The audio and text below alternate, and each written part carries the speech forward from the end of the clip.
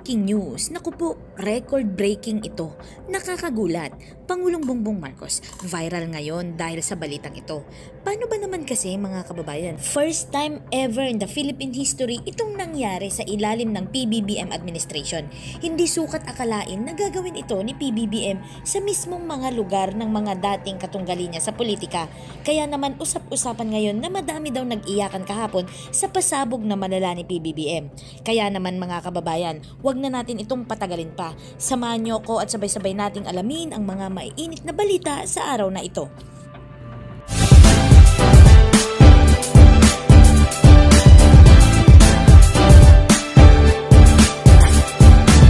Breaking news, mukhang napagod ang ating mahal na Pangulo kahapon sa Camarines Sur dahil sa liglig, siksik at umaapaw ng mga biyayang ipinagkaloob ni PBBM sa Bicolandia. At ito na nga, may kabuoang 162 million pesos na tulong pinansyal ang ipinaabot ni Pangulong Ferdinand R. Marcos Jr. kahapon sa mga magsasaka at mangingisdang apektado ng El Nino phenomenon sa Bicol kasama ang iba't ibang mga tulong at serbisyo pa ng gobyerno.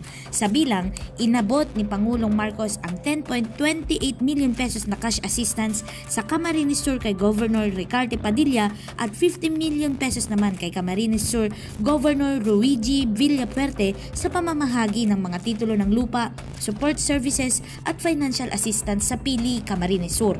Namahagi din ng Pangulo ng mahigit 41.55 million pesos na tulong pinansyal kay Albay Governor Edsel Greg Lagman, 10.23 million pesos naman kay Catanduanes Governor Joseph Cua, 36.59 million pesos naman kay Masbate Governor Antonio Co at 13 million pesos kay Sorsogon Governor Jose Edwin Hamor sa Legazpi City, Albay. Ito partida pa mga kababayan dahil walang state of calamity ang idineklara sa Bicol Region noong June 6 kaugnay sa El Nino. Ngunit ang weather phenomenon ay nakaapekto sa humigit kumulang 80,479 families or 360 individuals mula sa 918 barangays sa region na may kabuuang 11,252 hectares na lupang agrikultural na nasira na nagresulta sa kabuuang pagkawala ng produksyon ng 21,333 metrikang tonelada na nagkakahalaga ng 532.86 million pesos. Humigit kumulang 26.25 million pesos halaga ng tulong naman ang naibigay sa mga apektadong pamilya sa Bicol habang ang Department of Social Welfare and Development or DSWD ay nagpresesyon ng halos 40,000 family food packs na nagkakahalaga ng 27.22 million pesos kasama ang 223.24 million pesos na halaga ng standby fund ng stockpile.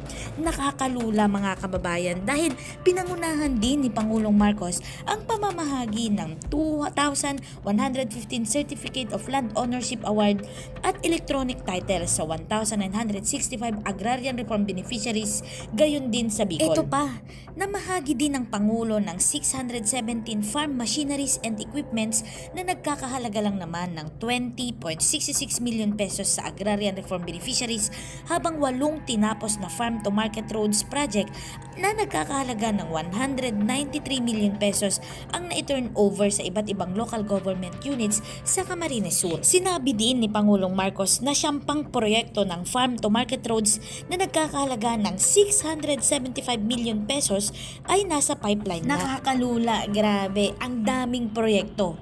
Sa kanyang talumpati naman sa pamamahagi ng tulong sa Albay, tiniyak ni Pangulong Marcos sa mga magsasaka, mangingisda at kanilang mga pamilya na naapektuhan ng El Nino na ibibigay ng gobyerno ang lahat ng kinakailangang tulong kahit na sa mga malalayong lugar. Sa pagsasalita sa pamamahagi ng tulong at iba pang serbisyo ng gobyerno sa Pili, Camarines Sur, tiniyak din ni Pangulong Marcos sa mga Bicolano na ang tulong pinansyal at iba pang mga tulong na ibinibigay sa kanila ay bahagi ng agresibong pagsisikap ng gobyerno na tumutulong sa mga nangangailangang Pilipino. Nagdala si Pangulong Marcos ng isang buong gobyernong diskarte sa Camarines Sur at Albay upang tulungan ang mga Bicolano na tinamaan ng El Nino. Tiniyak ni Pangulong Marcos sa mga Bicolano Bicolano na walang iiwanan ang gobyerno sa programang ayuda nito para sa mga Pilipinong tinamaan ng El Nino. Kaisa din mismo si Pangulong Bongbong Marcos ng Department of Social Welfare Development na namahagi ng 828,000 pesos bilang tulong pinansyal sa 276 na benepisyaryo ng ayuda sa kapuspalad sa kita or nagpreposisyon din ang ahensya ng humigit kumulang 40,000 peraso ng food packs na nagkakahalaga ng 27.22 million pesos para sa buong rehiyon.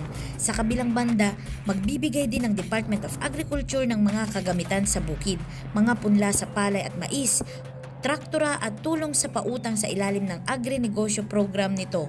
Para sa pangmatagalang plano, sinabi ni Pangulong BBM na ang Department of Agriculture ay nagtatrabaho sa pagbibigay ng mga farm-to-market roads na kalsada, pagpapalawak ng lupang sakahan at mga palaisdaan, at pagkukumpuni ng mga sistema ng irigasyon, bukod sa iba pang mga programa upang mapabuti ang produksyon sa agrikultura sa Bicol.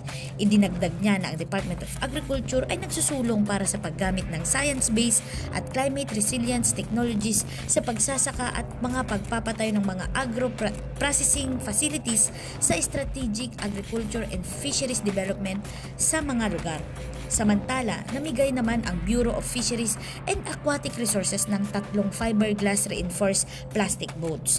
Kabilang sa iba pang mga serbisyo ng gobyerno ang pamamahagi ng padyak sa 106 beneficiaries ng Department of Labor and Employment, kasama na ang cash payout programs sa ilalim ng tupad livelihood programs ng ahensya.